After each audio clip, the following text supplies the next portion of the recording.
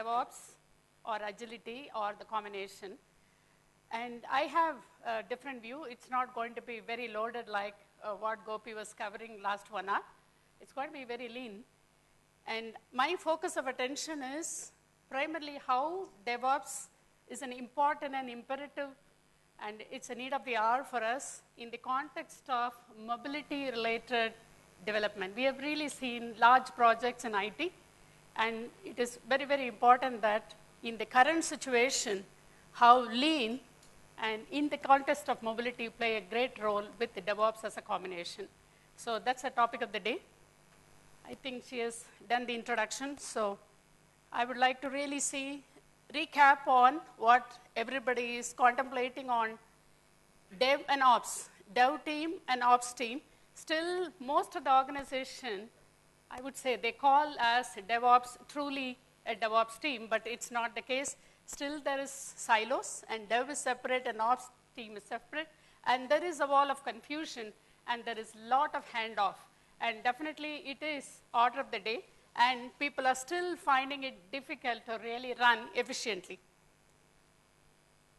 Because the goals for different teams are different. So if you look at Agile as a concept, when you really look at development team, when people are really feeling agility really drives the DevOps automatically, which may be untrue because when you are really talking about the current context of project development or customer-centric application deliverable, most of the time we really do iterative development. Sometimes we really misnorm it as agile, because I really want to state that when you really tend to do agile iterative development, you have to really see the concept of how you're doing value addition to their ultimate business. If that is not happening, probably it is more of a development silos with agility.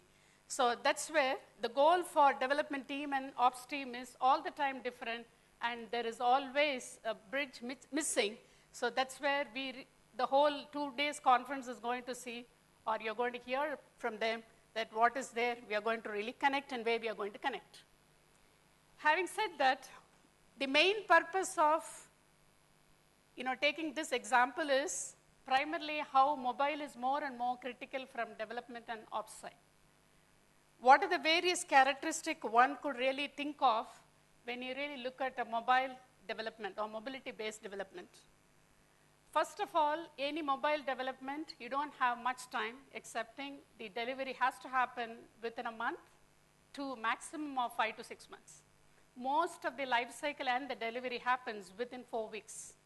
If you're not able to do it, you're totally out of business, because the customer is losing out his time to really do time to market. Gone are the days where any IT project, large project we were doing at least from 6 to 10 months to 1 year. If you really take example of an e-commerce application development, probably the whole activity would go on for 12 months or 10 months, and the implementation and rollout and the way it is deployed, definitely you have large amount of time to really play around. But in the case of mobility related, the footprint is very, very small, and you have very aggressive timeline, and also the shorter release cycle is really, really, making us more and more having a very stringent goal as well. Now, coming to the next point, when you do development of a large system, definitely you have a common theme of your, the platform and probably the version and the browsers. But when you look at mobility as such, it is very, very complex and continuously evolving and changing. And most of the time, the customer demand is that it has to work on multi-platform and upward and downward compatible with multiple browser and multiple devices. And you name it, he would really want us to have it within a week of the release of a device. And what you have developed 1 month back may not be suiting to the latest release of OS which has been happening. So definitely a complex, ever-changing ecosystem which is really making us see how we could be really, really lean and agile. The next point here is that most of the time, when you really did the delivery in most of the application, you didn't need to go through a process of approval from major players. So in this case, when you talk about mobile platform, definitely every release what you're doing, you have to have an approval process, either from Apple or from Google. That's a mandated rule. So naturally, even if you were ready with your deliverable, and it is very, very important that it goes through their governance process, and how you really automate the whole thing to make them go through smoothly is very important. So this is an additional burden on us. And then, if you really wouldn't want to do the job very well, definitely the short span of the application will die down soon. So naturally, the developer's mindset should be how efficiently the application would live through even in the short lifespan of the app itself. And then, of course, if you look at most of the time, you have to really work with small team. And definitely smaller budget, nobody is going to really give you 1 million, $500,000 for mobile app.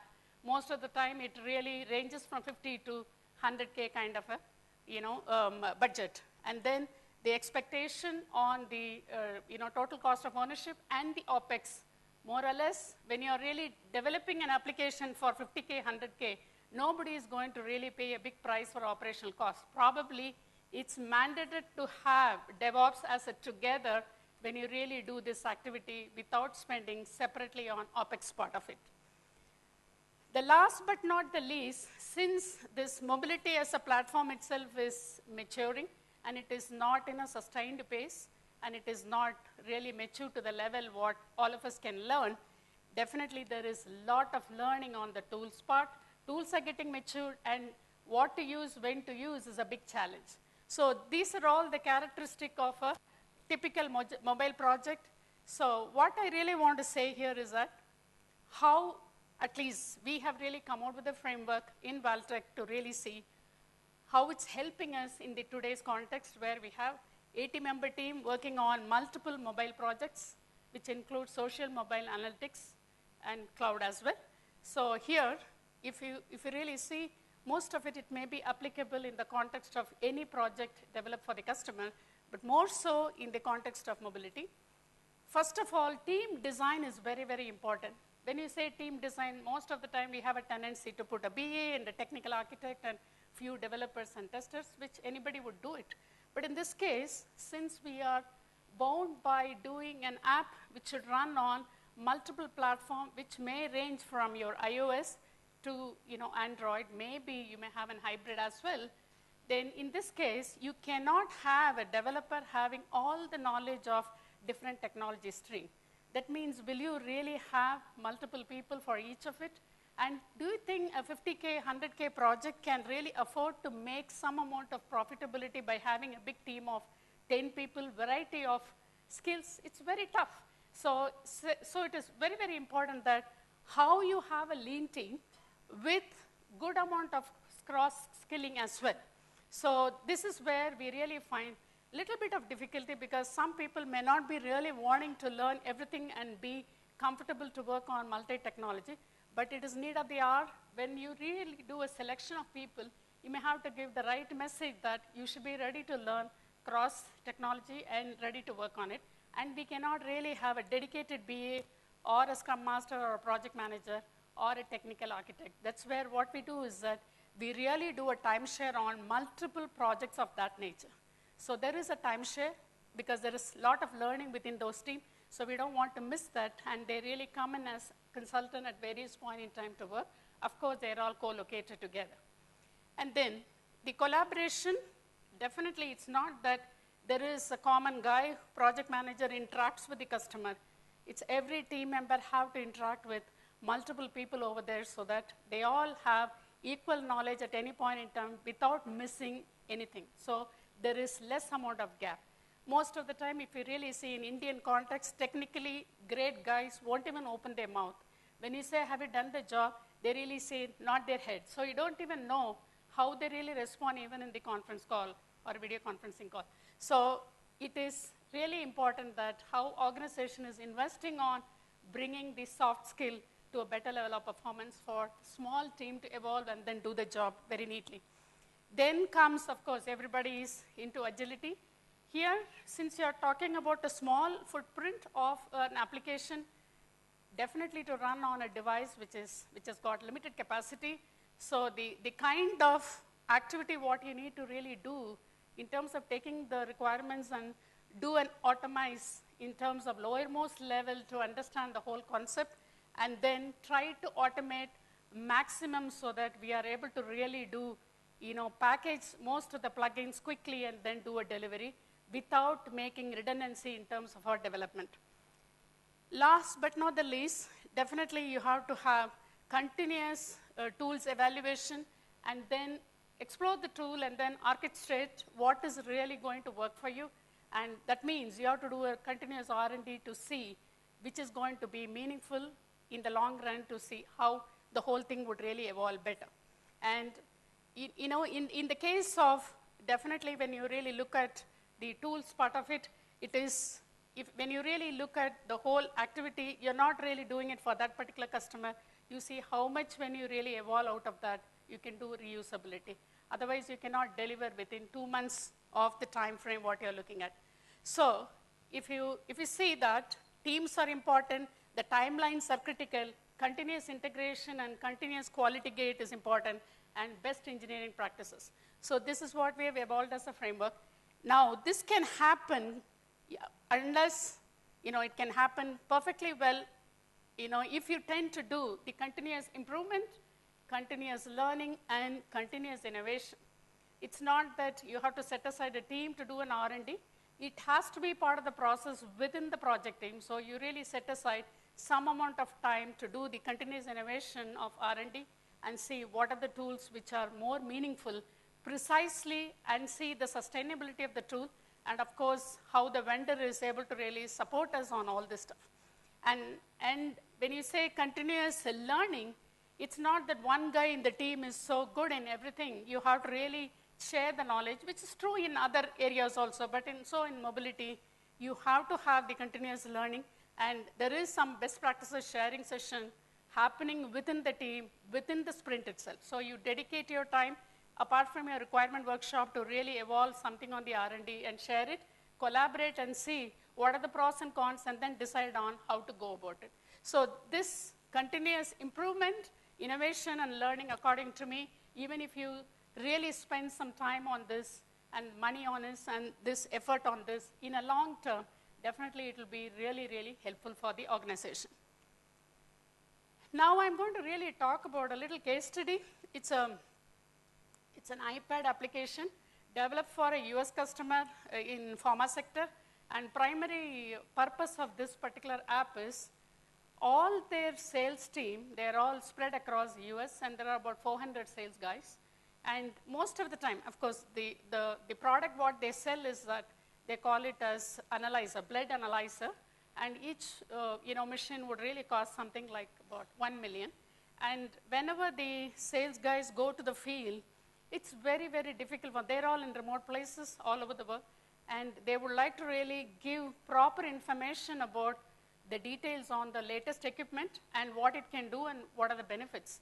So it's a very interesting problem on the business side. So what they really thought through is that the CMO who is working with us is that how can we make the life of the sales guy who is in the field to dynamically prepare a presentation before he gets into sales meeting, so that he can really talk the language which is meaningful. One can say that you can always have a back-end team, send your request and then do it. No. You may have some research about this customer or a prospect, and you may have to do a lot of stuff which may or may not be relevant, and have a backup plan in terms of presentation A and then B. So basically what it does is that when you're on the field, when you have an iPad application, most of the companies, the repository of most of the sales or marketing collaterals are available in the cloud, and this guy can get connected to to the central database, and then really try to really open up any of the presentation which are available, and try to make what is meaningful for this particular prospect, and it can have combination of any type of files.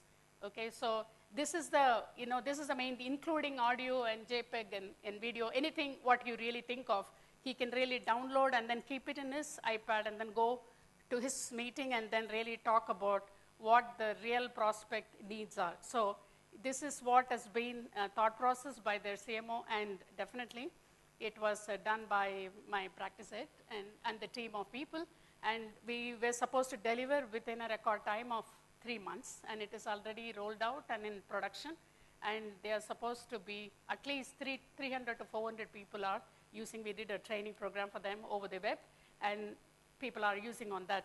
Now, the point what I'm saying, I'm not going to show the demo of the product, but here, while doing the development, definitely the kind of challenges we came in are, when you really look at PPT, typically Microsoft product, and when you really have to, have the rendering on your iPad and then trying to really modify the PowerPoint, what you're doing, it's not that easy. So these guys have really, redone the tool, to see how they can convert that and then bring in a form where one can edit the PowerPoint itself and do lot of embedding and then really render it back, and not necessarily having only a PowerPoint as in the mind, as if we are doing only a Microsoft related product. So that's the kind of work they have done. That means they have really developed an API or a tool which is equivalent to performing what a PowerPoint would do on iPad itself.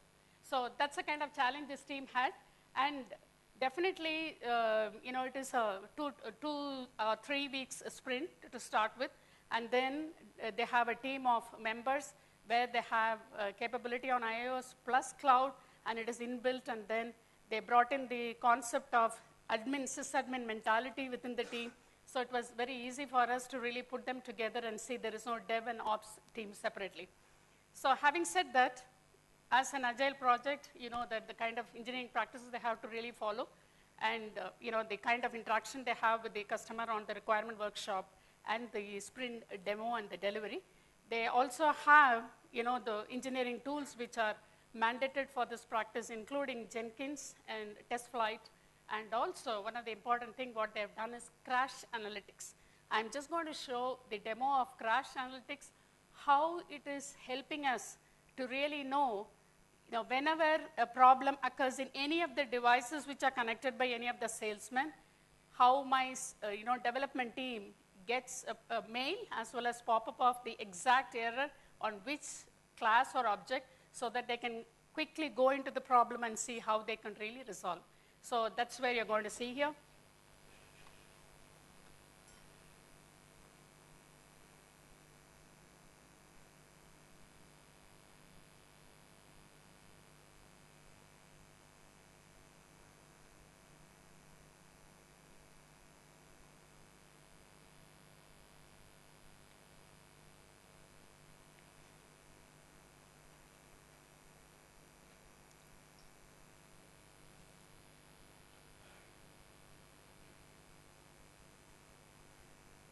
So if you see that it is Crash Analytics dashboard, which talks about active number of users. It's one of the instances where they have taken the video of the live system, and the whole system of Crash Analytics run in every device whenever the app is running, and they really tend to get any problem occurring in any of the devices. The report comes to the team through this Crash Analytics, and Crash Analytics is installed in most of the developers. There is no difference between dev and ops team, and they really know, and they can go to the dashboard and see what's happening, and whenever they come across a problem, immediately they address. And as you know, even if they really tend to do any changes or hot fixes, they have to go through the process of approval through, again, Apple. So that's a mandated work.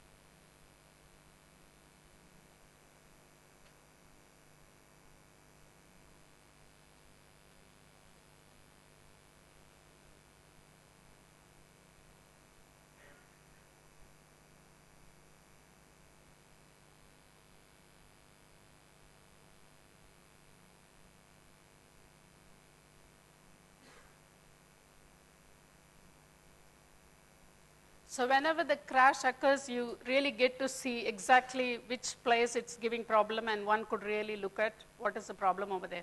But you may ask me a question that since it's connected to device, and from device, whatever problem happens, it could be, it's not the right browser they are using and whatever, that kind of problem. And what would happen from middle tier to the cloud side of it? Definitely there is a way where the developer could understand, is it happening at the device level or, from the middle tier to the end level of implementation on the cloud side also.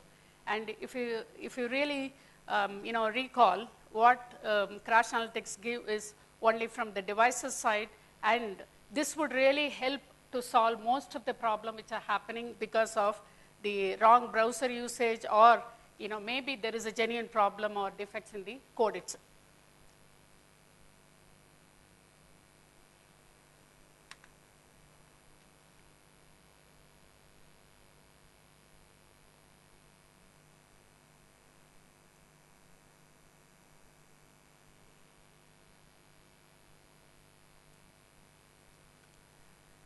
So how we manage to really solve this problem of all the complexity is primarily we cross-skilled the team, and we really made them understand the difference between both the roles and see how they could do effectively.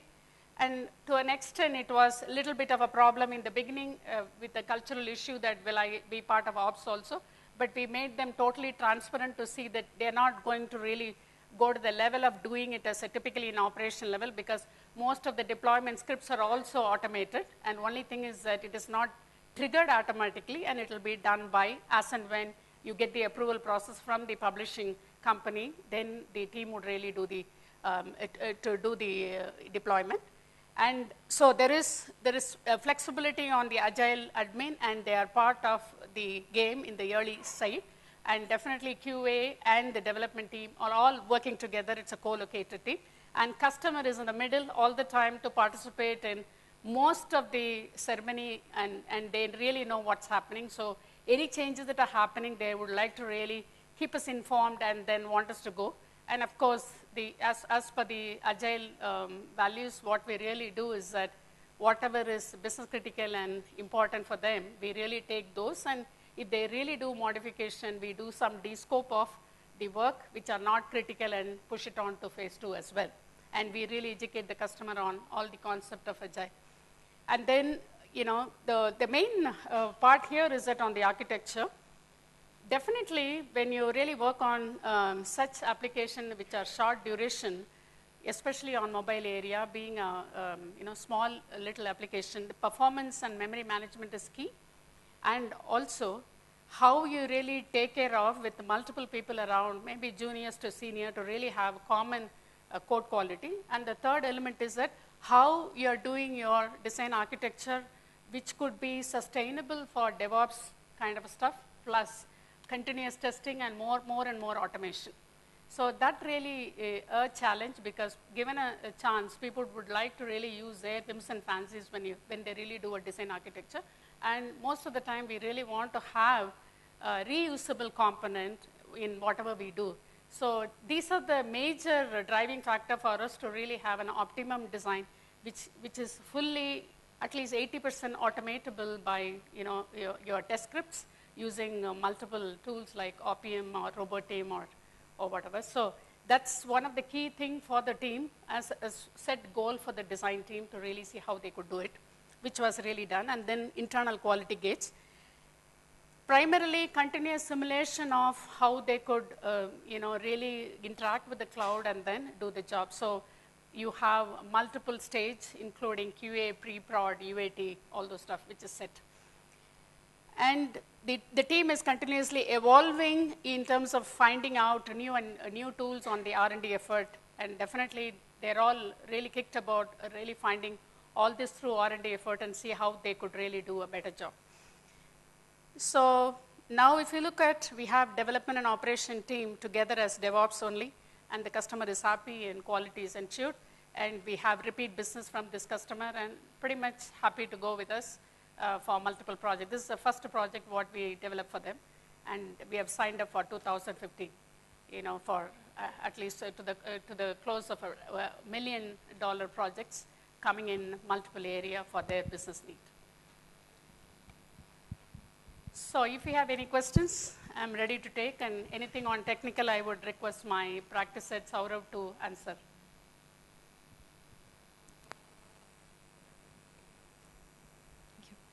Morning. I have a quick question on the slide that you showed about from a process point of view, you have implemented internal quality gates. In a dynamic environment, especially with respect to mobility as well as DevOps, what kind of quality gates were you practically able to implement, which people were able to follow? Primarily, what is the expected level of information from your publishing companies like Apple and Google. So that expectation is put in as part of our gate. And the team is continuously doing automation test script to ensure that the feature and functionality is covered there. In any other project, we would have really put in equivalent of PMD, check style, or Kobachira kind of a thing. But in the case of mobile project, we couldn't really go to that level of quality gate on the code quality per se. But caching and memory management and performance is a major constraint. So to that extent, the team is really built in the automation script to do the quality check as part of your immediately after the continuous integration, and see how it is really performing when you really do the load of multiple devices. More of a simulation and see how it could be done. But definitely I would say the quality gates are not as stringent as we do a Java project of 5 months or 8 months. Am I right, Saurav? You can add anything else? Okay. Right.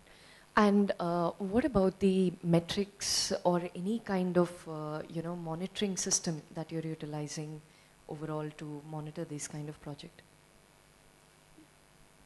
Take the mic.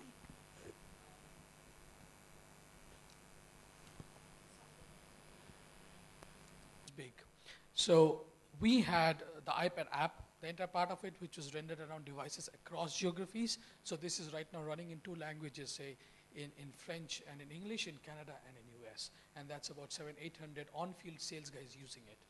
And these are guys who can run on GPRS connections sometimes, may not get 3G. And when they get into hospitals, it's 8-inch steel, so they'll not get any networks. So to design it really, really well from an innovation perspective. So there's an app front, there is a server side, there is a media service that's designed in the back end, which harnesses content and delivers it and renders it to the systems. And then there is a cloud on which everything is hosted. We are monitoring all 3 of this by different tools. So one of them was shown as Crashlytics, which we're looking at using Crashlytics for the app alone and the devices is what we monitor and track. From the server side, we do have scripts that we have designed to, of course, there is a standard product in CMS, but then it also, there is innovation from our side to manage the entire logs in what is the crashes happening, what are the errors coming in, so on and so forth. So those are the details that are also popping in attached to a dashboard that is coming to our dev team, which is on the server side. Also at the same time, so we are using AWS Cloud, and there is a CloudWatch, which is implemented on top of it, from which we are taking a constant look at the various alerts that are coming up. So we have set various alerts at different points for the memory, for the network, for so on and so forth, because sometimes it's not the app, it is just the bandwidth connection of the incoming traffic, which gives you no service. So we are tracking almost everything on all these 3 fronts. What is key in this entire story is that it is extremely difficult to automate everything under one roof, which is why it is important that people talk. And we are relying on the fact that when there is a crash that is seen on the server side, the guy runs and comes to the mobile side and says, guys, do you see an outage? And these guys will work together. And then they will go to the cloud guy and say, guys, can you open that, the CloudWatch piece for this, whatever, the monitoring services, and can you tell us, do you see a dip in activity? And these guys are working together. So, and there are mandated roles, of course, but that's why we did mention one thing, soft skills. It is extremely key in today's world of, as you rightly said, agile, dynamic, ever-changing, and ever so challenging environment for people to talk. We are using tools to automate, but at the end, we are relying on the people to talk amongst themselves and solve it. Does that answer your question? Yeah, absolutely. Thank you very much. Thank you. We'll take one last question. Yeah. Hi, Ganesan here. Actually, one question I have we are talking about the automation side. For the mobile testing, application test automation, how are we doing it? Sure, I'll take that. So multiple tools. Specific to this project, I will say we have used KIF. The reason we choose KIF is because first, of course, this is an Objective-C that we have built this app on, and works on iOS 7, 6, 8, and will work on iOS 9 also, because we have designed it that way. But the key thing is we have used KIF simply because it allows us to write our test cases in Objective-C. And that gives us an immense amount of ability to do deep testing and automate deep testing scenarios, right? So it's not just UI testing where you'll see majorly Selenium being used. We are being able to test the web services calls from the server side, how the content is being rendered, everything using that kind of tool. So KIF is what we used in this case. But overall, for other mobility projects that we do for much bigger organizations, some of the biggest in the world when it comes to media, content, and VOD, we use Appium, we use Robotium for Android. We use Selenium. Drivers for Java, Objective-C, .NET, so on and so forth. But we automate a lot of tests. And the simple reason is because time. We do not have the ability to manually test so many device fronts, so many OS for our specific application in the given time frame that we are releasing them. Probably hot fixes of about 3-4 in a month, and major update release every 2 months.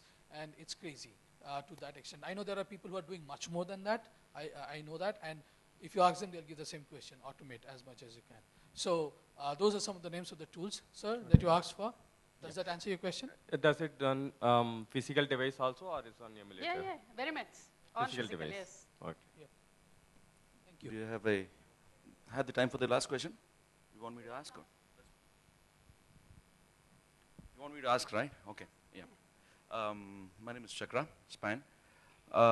3 months lean team, and the kind of features that you have built doesn't seem to add up, right? There is a lot of crash analytics and the multilingual and all these things. How are these reusable components that you can just drop in and then program around that? Or?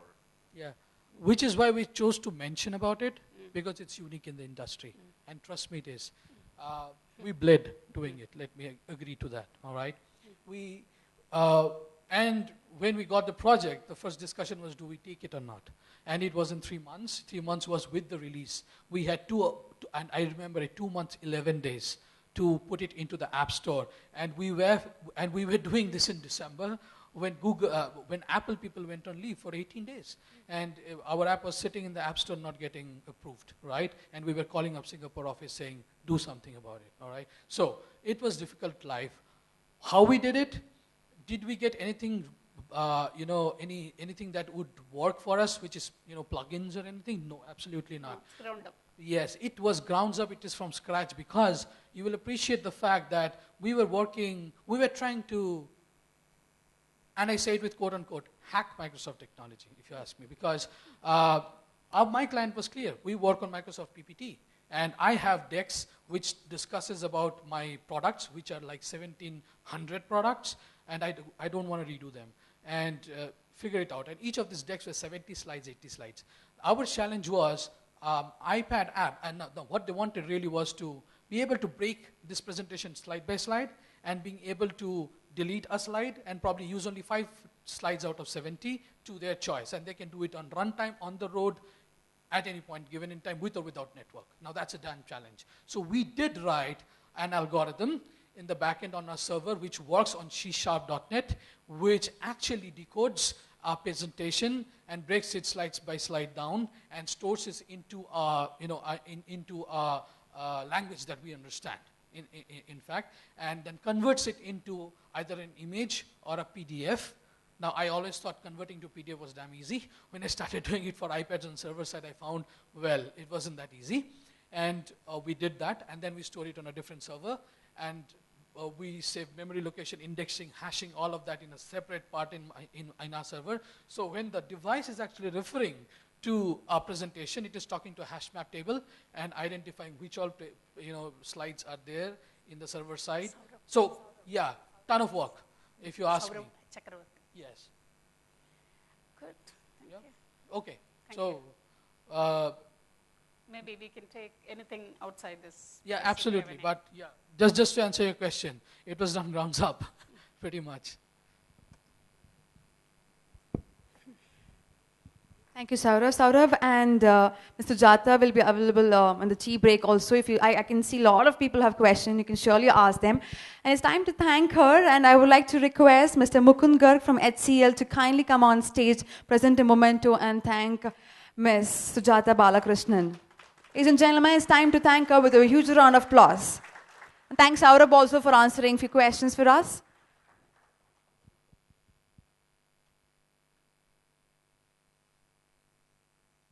Thank you, ma'am.